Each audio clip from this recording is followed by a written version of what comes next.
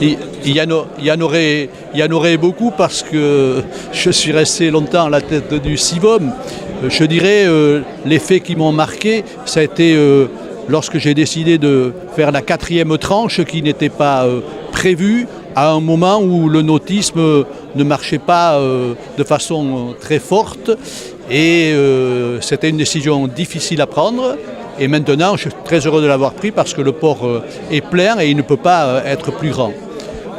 Autre moment difficile, c'est quand on a essuyé des tempêtes, bien sûr, comme celle qui a fait partir la moitié de l'estacade et qu'il a fallu reconstruire parce que, quand vous voyez l'estacade en morceaux, ça vous brise le cœur.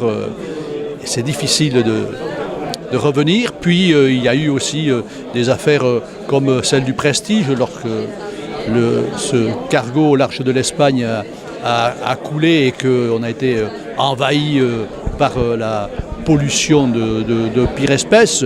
Puis il y a eu aussi quand même des moments très heureux lorsque les filles ont traversé l'Atlantique sur la planche, lorsque s'est développé progressivement le surf qui, je dois bien le dire, il y a 30 ans n'était pas vraiment développé, et très heureux d'avoir pu être à l'origine du premier Rip Curl Pro à l'époque avec Tom Curren, enfin un certain nombre de souvenirs comme ça, et puis toujours cette attirance pour l'immensité de l'océan et ce gouffre qui est juste devant nos sites de Cabreton et d'Hossegor et qui est fascinant en lui-même.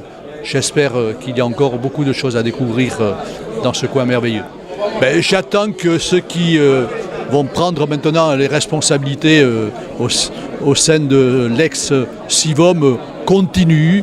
Et je n'ai pas la prétention de leur donner des conseils ou d'ériger quelques leçons. Je crois que chacun sait ce qu'il a à faire. Ce qui est important, c'est qu'à un moment donné, on est un maillon de la chaîne et puis cette chaîne continue. C'est comme ça qu'on forme la solidarité des territoires. Je continuerai d'être un observateur à aviser, mais je n'ai pas l'intention de m'impliquer. Je crois qu'il faut savoir passer la main, comme on dit familièrement, et faire confiance aux jeunes générations.